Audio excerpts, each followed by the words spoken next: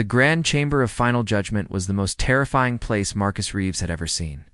The circular room stretched up into darkness, its walls glowing with strange bioluminescent patterns that shifted from blood red to deep purple. Thousands of alien species watched through quantum screens from their home worlds, waiting to see what would happen to the newest species in the galactic community. Marcus stood alone in the center of the chamber floor. Around him, 7 massive thrones rose like mountains, each one holding a judge from the Galactic Council. These beings had ruled civilized space for millions of years. They decided which species lived and which died. Right now, they were deciding Earth's fate. Humanity has been part of our community for 47 cycles, Judge Kelthner said. His body was made entirely of crystal, refracting light into sharp patterns that hurt to look at. In that short time, you have shown remarkable abilities. Perhaps too remarkable. The floor beneath Marcus lit up. Holographic images appeared, showing human colonies on worlds where other species had failed. Human traders making deals that destroyed established businesses. Human scientists solving problems that had stumped the galaxy's greatest minds for thousands of years. You learn too fast, Judge Vorathon hissed. Her serpent-like body coiled around her throne, scales gleaming in the dim light. You adapt where others fail. You survive where you should die. Marcus kept his face calm, but his heart was racing. This was not a trial. This was an execution dressed up with legal words. We have studied your species' psychology, Kelthner continued. Your capacity for violence exceeds 94% of all known spacefaring civilizations. Your territorial instincts rank in the 99th percentile. Your breeding rate, resource consumption, expansionist tendencies. He paused, letting the words sink in. The statistical models are clear. Humanity represents a Category 5 existential threat. The chamber erupted. Species from across the gallery shouted for Earth's immediate quarantine. Others demanded complete atomization of the human homeworld. Marcus noticed several delegations had already left, not wanting to be associated with humanity's final moments. Ever, Kelthner's voice cut through the noise. There exists one ancient protocol that may spare your world. The trial of worthiness. If any human successfully completes it, your species will receive full council protection and be elevated to Tier 1 civilization status. Marcus felt a spark of hope. What does this trial require? That is the interesting part, human. The trial chooses its own candidate. The trial sets its own requirements. And the trial has never been passed in 7 million years of recorded history. The warrior Drakeans failed. The telepathic Mindweaver Collective failed. The ethereals, who exist in 17 dimensions simultaneously, failed. Kelthner's crystalline face shifted into what might have been a smile. The trial of the 7 ancient crowns begins in 72 hours. May the void have mercy on whichever human it selects. 3 days later, and 3 levels below the council chamber, Bob Sullivan pushed his cleaning cart down corridor. G47. He was whistling an old song from Earth that nobody else in the galaxy would recognize. Bob did not know about the trial. He did not know that Earth's greatest warriors and scientists had been summoned to the station. He did not know that betting markets across civilized space were giving humanity almost no chance of survival. He was too busy cleaning floors. Bob was 53 years old, with graying hair and a slight belly that hung over his belt. He had a permanent grease stain on his left sleeve from the lubricant dispenser that never worked properly. He had been the night shift janitor for the human diplomatic quarter for 3 years. Before that, he cleaned hotels in Cleveland. Corridor clear, Bob. His communication unit crackled. All clean, Linda. The Varaxian delegation made another mess in conference room 12. 4th time this month, they have leaked their methane atmosphere containment. Bob did not consider his job important. Nobody thanked him for his work. Nobody noticed when he fixed things. But he showed up every night and did the job properly, because that was how his mother had raised him. If you are going to do something, do it right, even if nobody is watching. The quantum-locked vault sat at the station's core. It was ancient beyond measure, built by the predecessor civilization that vanished 3 million years ago. Inside the vault rested the 7 ancient crowns, artifacts of impossible power that could remake reality itself. No one living knew what the crowns wanted or how they judged worthiness. The selection process was random, instantaneous, and absolute. At precisely midnight station time, Bob was replacing trash liners in the lower observation deck. The temperature suddenly dropped 40 degrees in an instant. Every light in the corridor flickered and died. Bob's breath became visible fog in the cold air. "What in the world?" he muttered.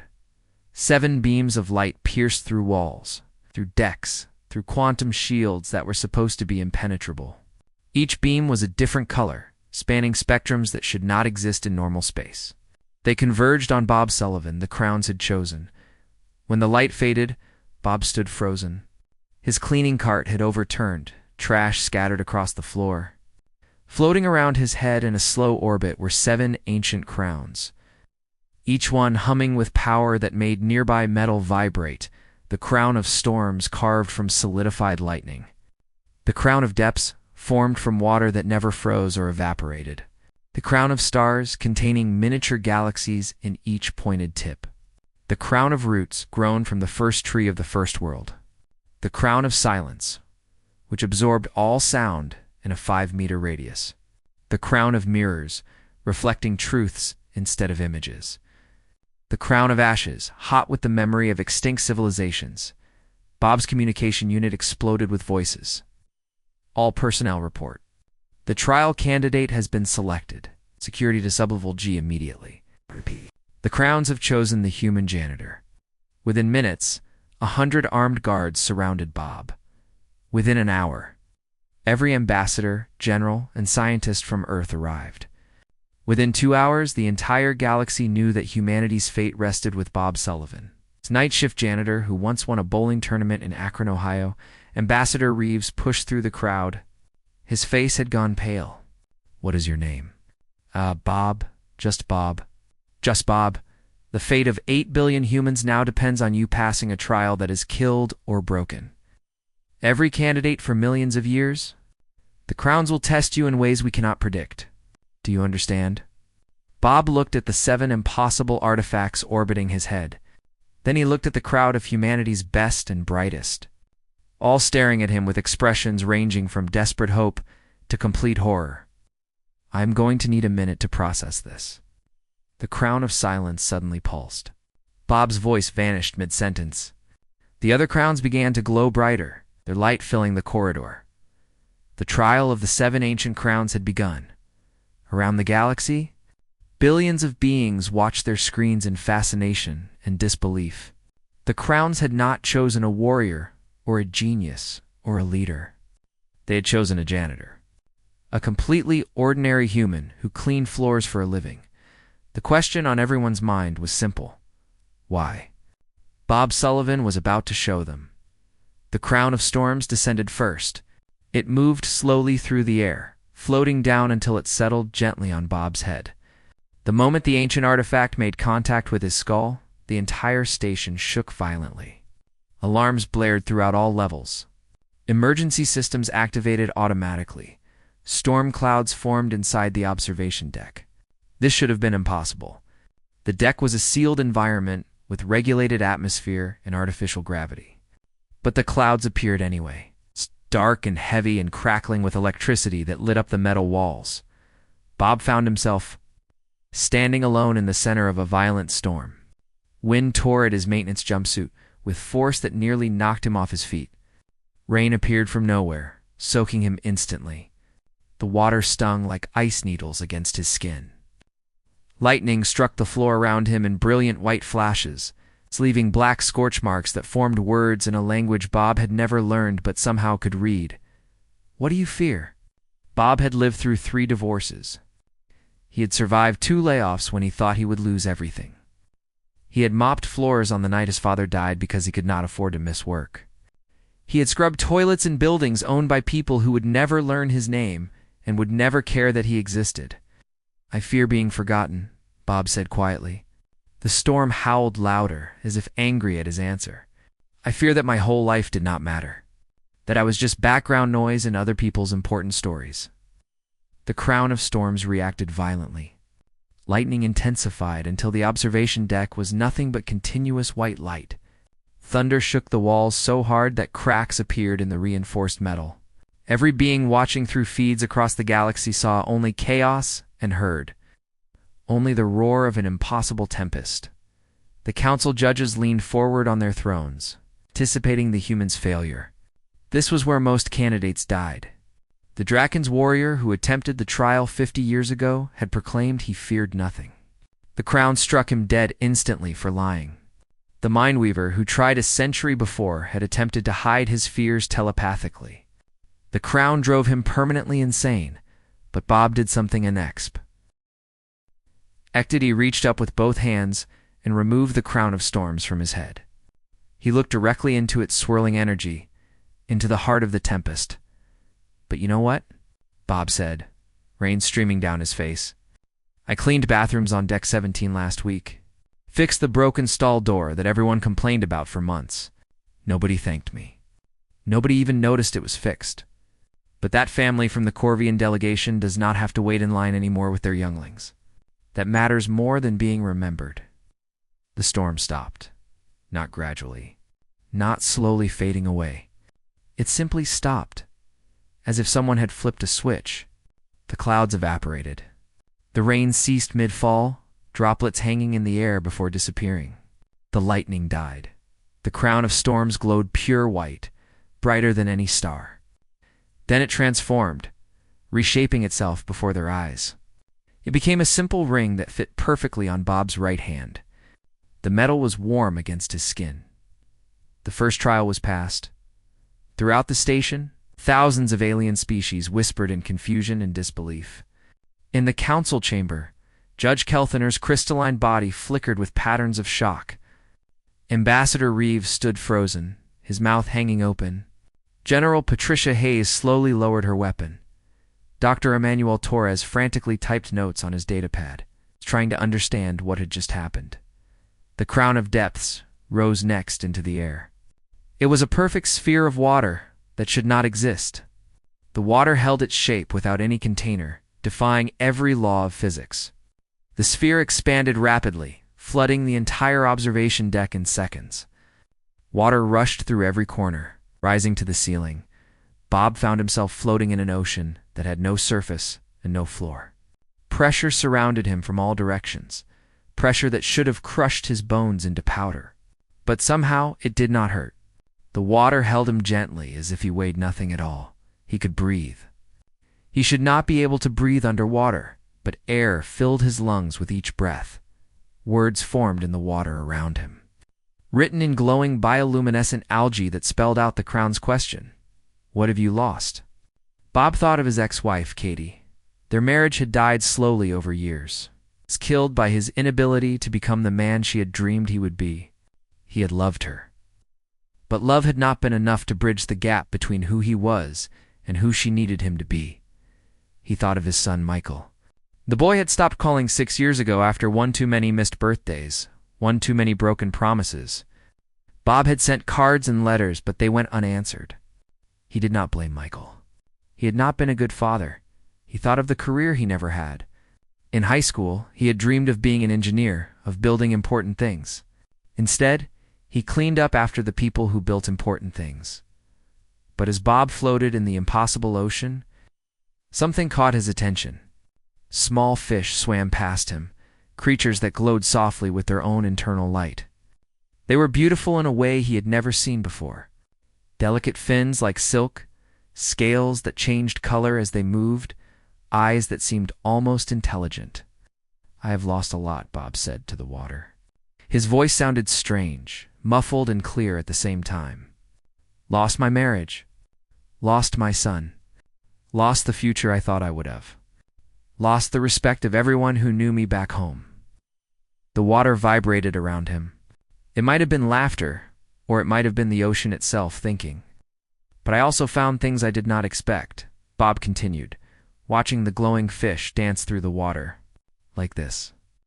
Like floating in an impossible ocean inside a space station, watching alien fish that probably should not exist. I lost my marriage, but I gained the freedom to take this job. I lost my son's childhood, but maybe there is still time to know him as an adult. I lost the life I planned, but I got a different one. Not better, not worse. Just different. The crown of depths began to contract. The ocean spiraled inward, spinning faster and faster around Bob's body. The water formed intricate patterns, weaving through the air like a living thing. Then it settled around his left wrist as a bracelet of eternal water that moved in constant flowing motion but never dripped or fell away. The second trial was passed. The galaxy watched in growing amazement. These ancient crowns, these artifacts that had rejected the greatest warriors and the most brilliant minds in recorded history, were accepting the answers of a janitor. No grand declarations. No displays of superior power or intelligence. Just honest thoughts from a man who had spent his life being overlooked and undervalued. 5 crowns remained floating in orbit around Bob. Each one hummed with anticipation. Each trial would grow more difficult.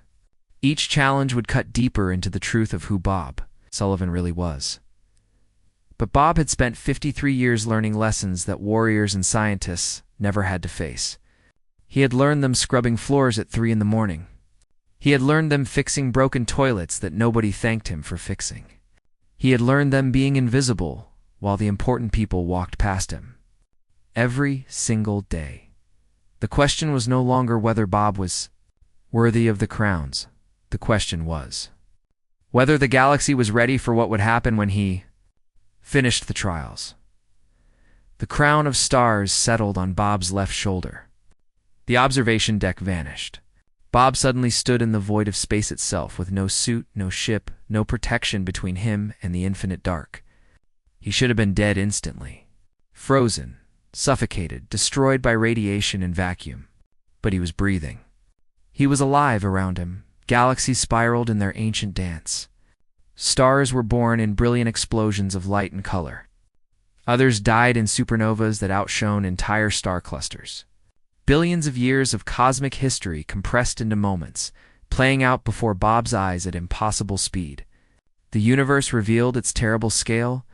Below him, though directions meant nothing here, he could see Earth so small, a blue marble lost among trillions upon trillions of other worlds. From this distance, all of humanity's wars and achievements and dramas were invisible. Earth was just another planet in an ordinary solar system, in an unremarkable galaxy. What is your place? The stars wrote themselves across the cosmos in letters of fire. Bob watched a star collapse into a black hole. He watched a nebula give birth to 100 new suns. He saw the vast cosmic web of galaxies stretching across space like a neural network, connected by invisible threads of dark matter. Everything was so much bigger than he had ever imagined. He thought about the Galactic Council. So certain of their importance, so convinced they represented the pinnacle of civilization. He thought about humanity, desperate to prove themselves worthy to species that saw them as dangerous primitives. He thought about all the empires and kingdoms and nations across the galaxy, all believing they mattered, all fighting to be remembered. "I do not have a place," Bob said finally, his voice somehow carrying across the void. "None of us do. That is the thing everyone keeps missing." The crown of stars pulsed with curiosity, waiting for him to explain. "Look at all this." Bob gestured at the universe surrounding him. Trillions of stars. Quadrillions of planets. More space than anyone could explore in a million lifetimes. All those species in the council, all those civilizations, all that history stretching back millions of years, and we are all temporary. The predecessors who built this station and created you crowns, where are they now? Gone, extinct. Where will we all be in another million years? The stars seemed to lean closer, listening. "But here's what I understand," Bob continued. "Temporary does not mean meaningless. Every day I cleaned floors. I took out trash. I fixed broken things that other people did not want to bother with. Nobody noticed. Nobody cared. And you know what? It still mattered. Because on those clean floors, diplomats walked to important meetings that prevented wars. In those fixed bathrooms, Families gathered, and children played. I was part of something bigger than myself, without needing to be remembered for it. Bob looked directly at Earth, that tiny blue dot. That is humanity's place. That is everyone's place, really. We are incredibly tiny parts of something incomprehensibly vast. We can either be terrified by that truth, or we can just do our small part and be okay with it. I choose to be okay with it. The crown of stars exploded. It shattered into 1,000 points of light that spread across the cosmos like dandelion seeds on the wind. For a moment, Bob thought he had failed. Then, the 1,000 lights converged back on him, swirling around his body in patterns that formed constellations he did not recognize. The crown reformed as a pendant around his neck, a tiny galaxy spinning slowly in a sphere of glass that could not be broken. The third trial was passed in the council chamber. Judge Kelthaner's crystalline body cracked audibly. Small fractures appeared in his structure. "Impossible," he whispered. "The crown of stars has never accepted humility." Every candidate who faced it either claimed divine purpose or broke under the weight of cosmic insignificance. This human should not be succeeding. "He has no achievements, Judge," Vorthen hissed, her scales rippling with agitation. "No power. No influence. No great discoveries or conquests. By what logic do the crowns accept him?" Dr. Torres stood among the crowd of human observers, his eyes wide with sudden understanding. "They are not testing for strength or intelligence or courage," he said quietly. "They are testing for perspective, for the ability to see clearly without ego or fear distorting the view. Bob has that because his whole life taught him not to inflate his own importance." The crown of roots emerged from the floor of the observation deck. Ancient wood that should have been petrified millions of years ago, but still grew, still lived. Its branches wrapped around Bob, not hostile but searching, probing. The metal corridor transformed. Trees sprouted from every surface, their roots tearing through reinforced steel as if it were paper. Within seconds, the observation deck had become a dense forest. "Where are your roots?" The trees whispered through rustling leaves that should not exist in a sealed environment. Bob touched the bark of the nearest tree. It felt real, warm with internal life, rough texture under his fingers. He thought about Cleveland, about the small apartment where he grew up, about his mother teaching him to clean properly, because if you are going to do something, do it right, even if nobody is watching. About his father working 3 jobs to keep them fed, coming home exhausted every night but never complaining. "My roots are in a place that does not exist anymore," Bob said softly. "The Cleveland I knew is gone. The neighborhood I grew up in was demolished 15 years ago. They built luxury condos where my elementary school used to stand. The people I knew there have moved away, or died, or changed into people I would not recognize if I passed them on the street." The trees grew taller. Their branches interweaved into a canopy so thick it blocked out all artificial light. Bob stood in darkness, broken only by small shafts of light filtering through leaves. "But I carry those roots with me everywhere," Bob continued. "My mother's lessons about doing work properly. My father's example of showing up every day, no matter how tired you are. The kindness my first boss showed me when I destroyed the floor buffer on my second day and cracked 3 expensive tiles. He did not fire me. He taught me how to use the machine correctly. Those roots are not in a place. They are in me, and I plant them everywhere I go." Bob pulled his handkerchief from his pocket. It was faded and worn, the blue fabric nearly white from years of washing. His daughter had given it to him 12 years ago for Father's Day. He had carried it every single day since, even after she stopped calling as often, even after she moved across the country and started her own life. "These are my roots," Bob said, holding up the handkerchief. "Moments and people and lessons that made me who I am. You cannot destroy them by burning a city or erasing a planet because they exist inside me.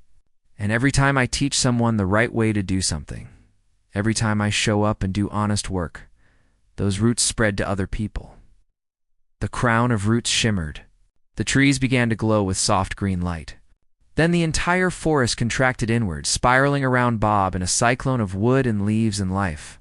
The crown transformed into a belt around his waist, warm wood that felt alive against his skin. Small leaves grew from it and fell away constantly, creating a gentle rain of green that disappeared before hitting the ground. The fourth trial was passed. The Galactic Council was now standing, abandoning all pretense of judicial neutrality.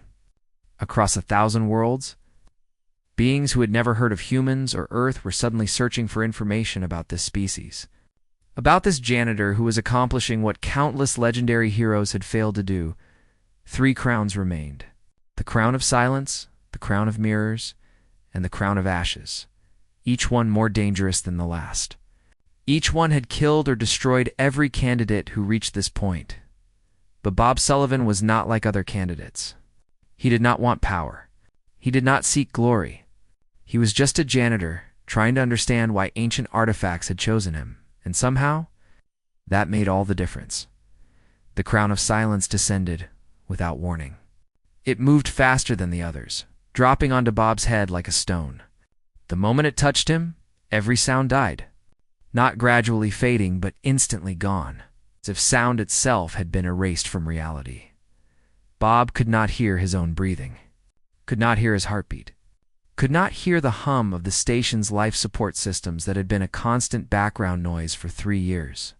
He opened his mouth to speak, but no words came out. Not because his voice did not work, but because there was nowhere for sound to exist. Then his other senses vanished. Touch disappeared. He could not feel the floor under his feet or the clothes against his skin. Sight went dark. Smell and taste ceased to exist. Bob floated in absolute nothing, alone with only his thoughts in a void of complete sensory deprivation. In the silence, the crown asked its question not with words, but with pure meaning transmitted. Directly into Bob's mind, what will you do with power? Bob had watched people with power his entire life. Bosses who used it like a weapon to hurt people beneath them. Politicians who hoarded power like treasure, fighting to keep every scrap, even when sharing would help everyone. Diplomats who traded power like currency, making deals that benefited themselves while ordinary people suffered. He had seen what power did to people, how it changed them, how it made them forget what it was like to have none, how it convinced them they deserved to be above others, that their comfort mattered more than other people's dignity. But the crown of silence accepted no spoken answers, no gestures, no external proof of any kind. It read only the pure truth of Bob's thoughts, the beliefs that lived so deep in his mind that he could not hide them even from himself in the void. Bob thought about the 8 billion people on Earth whose names he would never know. He thought about the maintenance workers on other levels of the station who did the same job he did but for different species. He thought about the cooks who prepared food, the clerks who filed documents, the technicians who kept systems running, all the people who made civilization possible while leaders took credit. If he had power, real power to change the galaxy, what would he do with it? The answer came not as grand ambition, but as simple certainty. He would use power to make sure people like him were not forgotten, that the workers who built the station got the same respect as the politicians who gave speeches at its opening ceremony, that quiet competence mattered as much as loud genius, that cleaning a floor mattered as much as commanding a fleet. He would use power to lift up the invisible people, not because he wanted gratitude or recognition, but because it was the right thing to do. The crown of silence shattered. It broke into 1,000 tiny pieces that hung in the void like frozen stars. Then the pieces reformed, spiraling together into new shapes. The crown became a pair of earrings, one in each of Bob's ears. Immediately sound rushed back. But these were not ordinary earrings. They let Bob hear everything within 100 meters. Every whisper, every breath, every heartbeat of every being nearby. More importantly, they gave him the power to choose what sounds to amplify and what to silence. He could make a quiet voice heard across the entire station, or he could silence the loudest speaker. The power to control who was heard. The 5th trial was passed. Ambassador Reeves grabbed Dr. Torres by the arm. He is actually going to do it. Sweet merciful heavens, he is going to pass all 7 trials. General Hayes spoke into her communication device. Alert Earth Command. Prepare for immediate elevation to Tier 1 status. And get me a security team. If Bob passes, some species might try to kill him before the crowns can fully bond. Outside the station, warships from a dozen different species were gathering. Some came to celebrate humanity's ascension. Others came with darker purposes. If a janitor from a primitive species gained control of the 7 ancient crowns, the entire power structure of the galaxy would change. Some species were already planning parties. Others were planning assassination. The crown of mirrors rose into the air. It spun slowly, its surface reflecting not the observation deck but something else, something deeper. It expanded until Bob was surrounded by mirrors on all sides. He saw himself reflected 1,000 times, but these reflections did not show his physical appearance. They showed truth. Bob the failure, who never amounted to anything his teachers predicted. Bob the absent father who missed his son's childhood because he was always working. Bob the coward who took easy jobs instead of chasing dreams. Bob the fool who was about to get humanity killed because the crowns had made a terrible mistake. The crown's question cut deeper than all the others combined. Who are you really? This was where previous candidates broke. The Drakene's warrior saw himself as a killer and went mad with guilt, dying of heart failure while screaming. The Mindweaver saw the lies she had lived and her brain hemorrhaged from the psychological shock. The crown of mirrors showed no mercy because it could not. It showed only truth, all of it, without filters or kindness. Bob saw every mistake magnified across 1,000 reflections. He saw the time he yelled at his son Michael over spilled juice. Harsh words that became the final straw before Michael stopped calling. He saw himself taking the janitor job on the space station not because he wanted adventure, not because he cared about exploring the galaxy, but because he was running away from Cleveland, from the wreckage of his marriage, from everything he had failed to become. He saw the truth that he was not special. Not a hero, not chosen by destiny. Just a tired man who ended up in the wrong place at the wrong time. And now 8 billion people would die because of him. Bob fell to his knees. The weight of his own failures pressed down on him like a physical force. In the council chamber, judges leaned forward. This was the breaking point. This was where the human would fail. Ambassador Reeves watched monitors showing Bob's vital signs spiking dangerously. He is breaking. The crown of mirrors is too much. No one can face their complete truth and remain whole. But Dr. Torres was studying the data more carefully. Wait, look at his brain activity. He is not panicking. He is processing. Bob stared at his 1,000 reflections, at every flaw and failure and weakness laid bare without mercy. He looked at the evidence of his wasted life, his broken relationships, his insignificant existence. And slowly, Bob Sullivan stood up. Yeah, he said quietly to his reflections, that is me. All of it. The failures and the coward moves and the times I was not good enough. The mirrors rippled with surprise. No candidate had ever simply agreed with the harsh truths before. But you know what else I am? Bob walked toward his own reflections, meeting each one's eyes without flinching. I am the guy who showed up every single day. The guy who cleaned floors at 3 in the morning when nobody was watching because those floors needed to be clean. The guy who fixed the coffee machine in the break room 7 times, even though it was not my job, because people needed coffee to do their jobs well. Bob touched one of the mirrors. His reflection touched back. I am not a hero. Never claimed to be. I am not going to save the galaxy with brilliant strategy or lead humanity to glory with inspiring speeches. I am just Bob, a janitor, a failed husband, an absent father, a man who never became anything important. The mirrors began to crack, and maybe Bob said, that is exactly what the crowns need. The crown of mirrors exploded in a flash of white light so bright that every screen watching the trial across the galaxy went completely blank.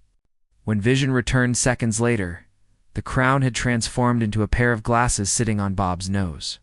The frames were invisible, the lenses clear as air, but they showed truth wherever Bob looked.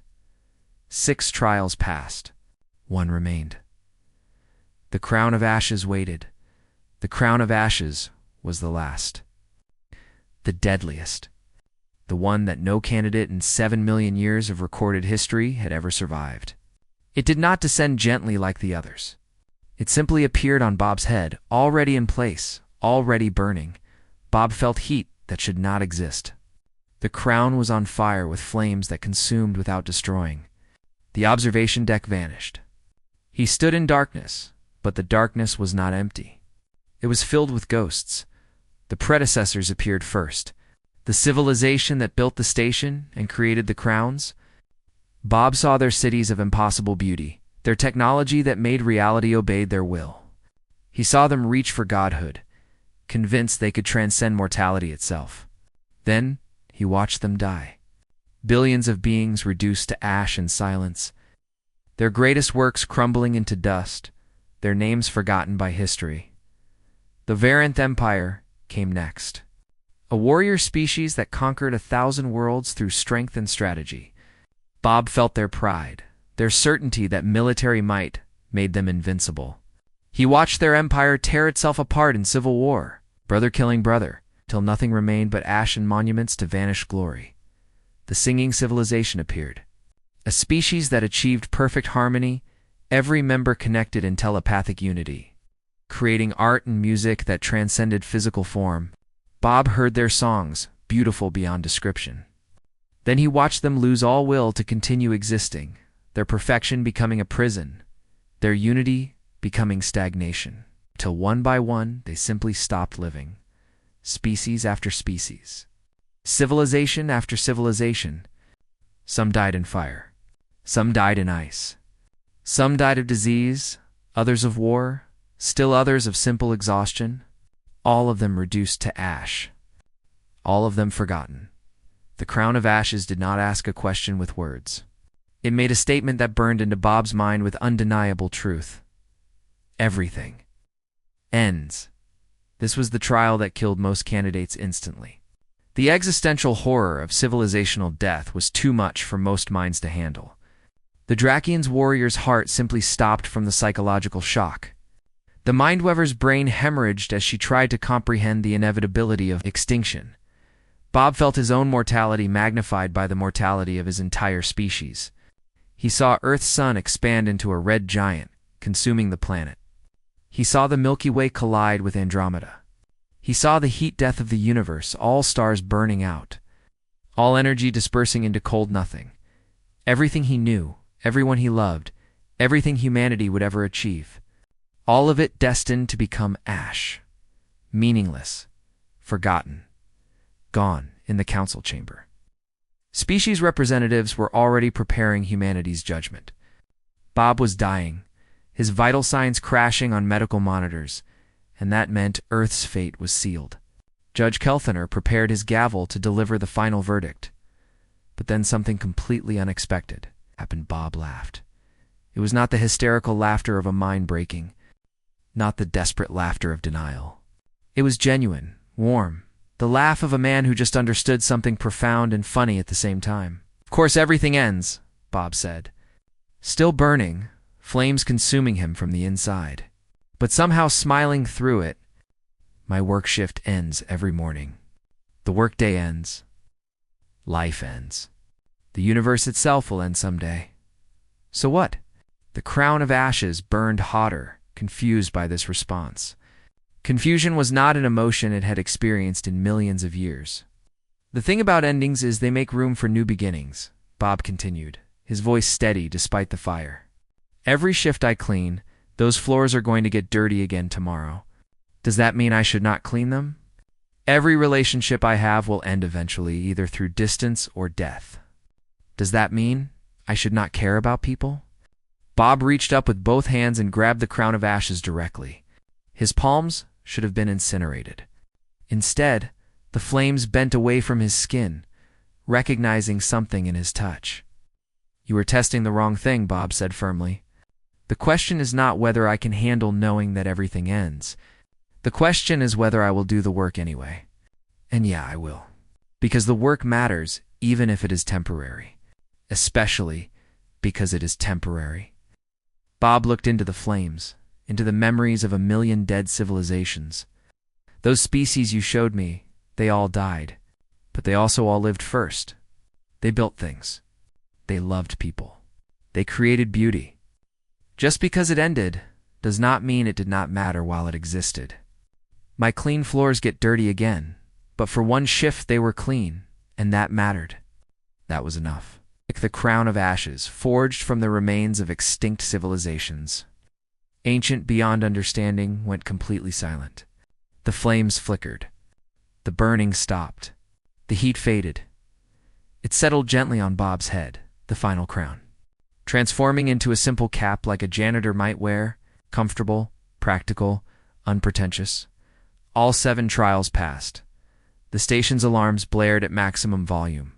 The crown of storms, the crown of depths, the crown of stars, the crown of roots, the crown of silence, the crown of mirrors, and the crown of ashes began to glow in perfect synchronization. Their power resonated together for the first time in 3 million years.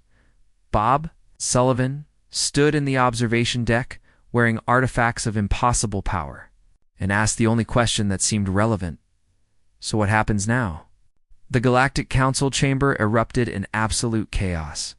Half the species representatives were shouting for Bob's immediate recognition as humanity's champion. The other half were screaming for his assassination before he could fully claim the crown's power. Several delegations had drawn weapons. A fistfight broke out in the gallery between a Vraxian diplomat and a Corvian merchant. Judge Kelthner pounded his gavel so hard it cracked his stone bench. Order, the human has passed all 7 trials. By ancient law, his species is granted Tier 1 status and full council protection. Ancient law written by dead civilizations, Judge Vorathon hissed, her scales rippling with rage. We are not bound by the mistakes of extinct species. You dare violate the Treaty of the Crowns? Kelthner's voice echoed through the chamber. That treaty is the foundation of this council. Break it, and we return to the War Ages. The chamber fell silent. No species wanted another War Age. The last one had nearly sterilized half the galaxy in cost. Billions of lives. But then Bob did something no one predicted. When he spoke, the 7 crowns amplified his voice so every being on the station heard him clearly. Do not want to rule anything. Shea, the silence became absolute. Ambassador Reeves pushed to the front. Bob, you do not understand. You control the 7 ancient crowns. You could reshape reality. You could elevate humanity to dominance over all species. You could make Earth the capital of the galaxy. I could go home and finish my shift, Bob interrupted. Look, I appreciate the whole chosen one thing, really. But I did not ask for this. I am not qualified to rule. I fix broken toilets and mop floors. That is what I am good at. Judge Kelthner leaned forward, his crystalline form reflecting 1,000 colors. You would refuse the power of the crowns. No, not refuse, Bob said. I will keep them since they seem to be stuck to me anyway. But I am not interested in using them to conquer anything or rule anyone or change reality or whatever else you all think I should do. Bob looked around at all the assembled species.